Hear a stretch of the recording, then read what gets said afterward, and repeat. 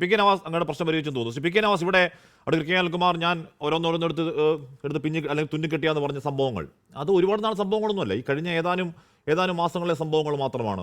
അതിൽ ഇനി കുഴികളിൽ വീണ് മാരകമായി പരിക്കേറ്റവരുടെ ലിസ്റ്റ് പറയാൻ നിന്ന് കഴിഞ്ഞാൽ നമുക്ക് 1 മണിക്കൂർ 2 മണിക്കൂർ മതിയാവില്ല പി കെ നവാസ്.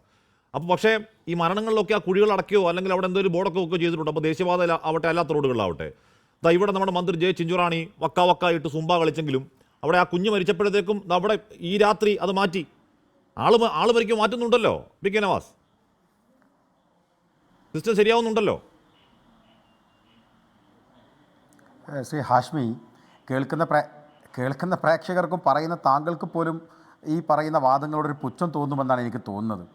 കാരണം എങ്ങനെയാണ് ഒരു സിസ്റ്റം, അവരുടെ ഭാഷ തന്നെ കടമെടുത്ത് പറഞ്ഞാൽ സിസ്റ്റം എങ്ങനെയാണ് ഇതിനോടൊക്കെ പ്രതികരിക്കുന്നതെന്നാണ് ഏറ്റവും പ്രധാനപ്പെട്ട ഒരു കൗതുകമായി നമുക്ക് തോന്നിയത്. കൗതുകമല്ല, യഥാർത്ഥത്തിൽ ഒരു വേദനയും വിഷമമായി നമുക്ക് തോന്നിയത്. ഇപ്പോൾ അറിയാമല്ലോ, നമുക്ക് കോട്ടയം മെഡിക്കൽ കോളേജിൽ ഒരു രോഗി മരിച്ചു, ബിൽഡിംഗ് തകർന്നു വീണ് രോഗി മരിച്ചു. ആദ്യ മാധ്യമങ്ങളിൽ പ്രത്യക്ഷപ്പെട്ടുകൊണ്ട് ആരോഗ്യമന്ത്രി ശ്രീ വീണ ജോർജ് പറഞ്ഞൊരു മറുപടിയുണ്ട്. സർക്കാരിന് വീഴ്ചയില്ല, ആരോഗ്യവകുപ്പ് മികച്ച ആരോഗ്യവകുപ്പാണ്. അവരുടെ ആദ്യത്തെ പ്രതികരണമാണ്. അത് കഴിഞ്ഞ് നമുക്കറിയാം, കഴിഞ്ഞ 4 ദിവസം മുമ്പാണ് കീം എൻട്രൻസുമായി ബന്ധപ്പെട്ട് വിവിധ ചർച്ചകളുണ്ടായി. ഒരുപക്ഷെ കേരളത്തിൻ്റെ ചരിത്രത്തിൽ ആദ്യമായി 2 തവണ റാങ്ക് ലിസ്റ്റ് പ്രസിദ്ധീകരിച്ചു. കേരള ഹൈക്കോടതിയെ ഒരു റാങ്ക് ലിസ്റ്റ് എടുത്ത് ചവറ്റുകൊട്ടയിലേക്ക് വലിച്ചെറിഞ്ഞു. ആ സമയത്ത് വിദ്യാഭ്യാസ മന്ത്രി ശ്രീ ബിന്ദു മാധ്യമപ്രവർത്തകർക്ക് വന്നിട്ട് പറഞ്ഞത് വിദ്യാഭ്യാസ വകുപ്പിന് പരാജയമല്ല, സർക്കാരിന് വീഴ്ചയില്ല എന്നാണ്. ഇപ്പോൾ ഏറ്റവും ഇന്നിപ്പോൾ നമ്മൾ ശവസംസ്കരണ ചടങ്ങുകൾ നിർവഹിക്കപ്പെട്ടിട്ടുള്ള നമ്മുടെ പ്രിയപ്പെട്ട സുഹൃത്ത് സഹപ്രവർത്തകൻ ഇന്നലെ സ്കൂളുമായി ബന്ധപ്പെട്ട് ഒരു വൈദ്യുതി ലൈനിൽ തട്ടി മരണപ്പെട്ടു പോകുമ്പോൾ ഏറ്റവും വേദനാജനകമായ വാചകങ്ങൾ വലിഞ്ഞു കയറിയിട്ടാണ് മരണകാരണം സർക്കാരിൻ്റെ വീഴ്ചയല്ല എന്നല്ലേ മന്ത്രി ചിഞ്ചുറാണി പറഞ്ഞത്. അവിടെ പഞ്ചായത്ത് മെമ്പർ, ജില്ലാ പഞ്ചായത്ത് പ്രസിഡന്റ് പറയുന്നു. ജില്ലാ പഞ്ചായത്ത് മെമ്പർ ആദ്യം പറഞ്ഞത് പിന്നെ അവർ അപ്പോൾ അത്തരത്തിൽ തിരുത്തട്ടെന്നേ, അവർ തിരുത്തേണ്ടി വരും. ഓരോ ഘട്ടത്തിലും ഇവർ ക്യാപ്സ്യൂളുകൾ ഇങ്ങനെ ഉൽപ്പാദിപ്പിച്ചുകൊണ്ടിരിക്കുകയാണ്. ഇപ്പോൾ ഇവിടെ ശ്രീ അഡ്വക്കേറ്റ് അനിൽകുമാർ പറഞ്ഞ എനിക്ക് കൗതുകം തോന്നുന്നു. ഒരു തിരഞ്ഞെടുപ്പ് വേളയിൽ നമ്മളൊക്കെ ചർച്ച ചെയ്തതല്ലേ, ആ മരണപ്പെട്ടു പോയ സുഹൃത്തിൻ്റെ കൂടെ പരിക്ക് പറ്റിയ സഹോദരൻ്റെ അമ്മ മാധ്യമങ്ങൾക്ക് മുമ്പിൽ വന്ന് പറഞ്ഞതല്ലേ ഞങ്ങൾ പരാതി കൊടുത്തിട്ടുണ്ട്.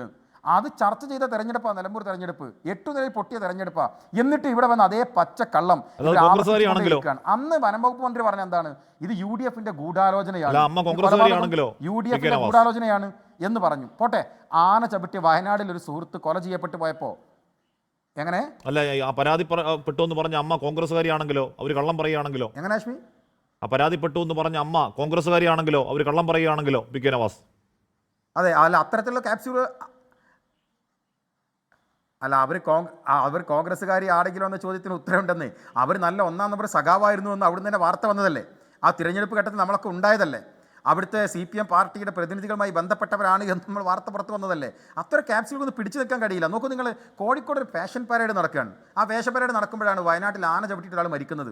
അപ്പോൾ ആന ചവിട്ടി മരിച്ച വ്യക്തിയുടെ മരണത്തിൽ അനുശോചനം രേഖപ്പെടുത്തിയിട്ട് പിന്നെ സ്റ്റേജിൽ കയറി ഫാഷൻ പരേഡിൽ പാട്ട് പാടുന്ന ഒരു മന്ത്രി, വനംവകുപ്പ് മന്ത്രിയെ കണ്ട നാടാണിത്. അപ്പോൾ എല്ലാ അർത്ഥത്തിലും ഒരു ഗവൺമെൻറ് എന്ന രീതിയിൽ ഈ സർക്കാർ അമ്പേ പരാജയമാണെന്ന കാര്യത്തിൽ തർക്കമില്ല. ശ്രീ ഹാഷ്മി, നമുക്കറിയാം 22ാമത്തെ മുഖ്യമന്ത്രിയാണ് ശ്രീ പിണറായി വിജയൻ. 1957 സഖാ VMS നമ്പൂതിരിപ്പാടിൻ്റെ പ്രഥമ മന്ത്രിസഭ മുതൽ 2016 ശ്രീമാൻ ഉമ്മൻചാണ്ടി മന്ത്രിസഭ വരെയുള്ള 60 വർഷക്കാലം, ഈ 60 വർഷക്കാലത്തിൽ കേരളത്തിൻ്റെ ആകെ കടമെന്ന് പറയുന്നത് 1.75 ലക്ഷം കോടി രൂപയാണ്. 60 വർഷക്കാലം സഖാ VMS മുതൽ ഈ നേരത്തെ പറഞ്ഞ ഉമ്മൻചാണ്ടി വരെയുള്ള 60 വർഷക്കാലം കേരളം ഭരിച്ചപ്പോൾ, വിവിധ കക്ഷികൾ മാറി മാറി ഭരിച്ചപ്പോൾ ആകെ ഉണ്ടായ കടം 1.75 ലക്ഷം കോടി രൂപയാണ്. എന്നാൽ ശ്രീ അനിൽകുമാർ പറഞ്ഞ ഈ പിണറായി വിജയൻ്റെ കാലം ഉണ്ടല്ലോ, കേരളം 9 വർഷക്കാലം 10ാം വർഷത്തെ കടന്ന കാലം, ഈ 9 വർഷക്കാലം കഴിഞ്ഞ് 10ാം വർഷത്തെ കടക്കുമ്പോൾ 3 ലക്ഷം കോടിയാണ് ഈ 9 വർഷത്തെ മാത്രം കേരള ഗവൺമെൻറ്റിൻ്റെ കടം. നോക്കൂ, നിങ്ങൾ 60 വർഷക്കാലം CPM കാരനും CPI കാരനും കുറച്ചു കാലം ഞങ്ങളും പിന്നെ കോൺഗ്രസ് ഒക്കെ ഭരിച്ചിട്ട് 60 വർഷക്കാലം കേരളത്തിൻ്റെ കടം 1.75 ലക്ഷം കോടി രൂപയാണ്.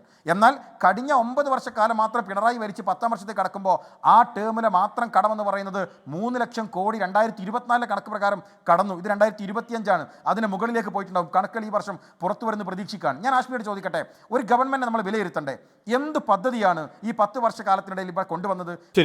കുറിച്ച് പറഞ്ഞല്ലോ, അടുത്ത റൗണ്ടിൽ സമയമുണ്ട്. ഇപ്പോൾ ഇരട്ടി കടം 10 വർഷം കൊണ്ട് ഉണ്ടായാൽ അതിൻ്റെ ഒരു വികസനം നമ്മൾ ഈ കേരളത്തിൽ കാണണ്ടേ?